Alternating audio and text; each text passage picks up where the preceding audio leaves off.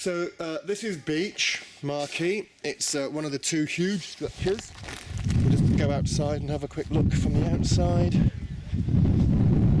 It has three main centre poles, which we'll see more clearly from the inside, which are erected by using a guy rope, or triangulation of three guy ropes.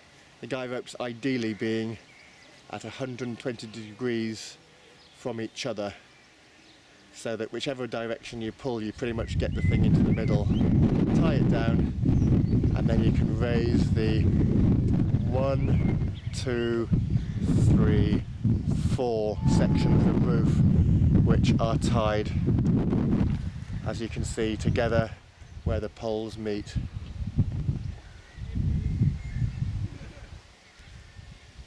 The walls can be made of various combinations to have doors and windows. For Beech, it's normally windows down one side. I'm assuming it's the sunny side.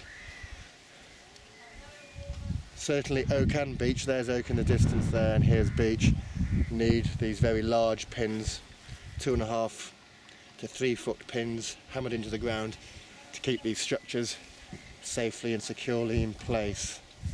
What we don't want to see is the skirting at the bottom on the outside. That should be tucked in, folded onto the inside, and then the inner poles, which are loose, they're not part of the wall structure themselves. Those inner poles then sit on top of the skirt to help tighten and secure the entire structure. You see, that's an example of how not to do it there. Apart from anything else, it just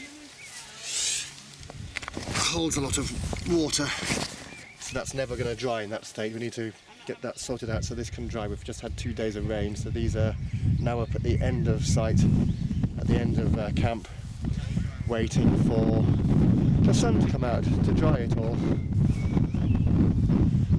Here's an example. Here's the middle centre pole, and as you can see, we have 2 further triangulation ropes, one there and one again at about 120 degrees to each other, coming out here. End pole, it also has 3, one going over the other side and 2 coming out here.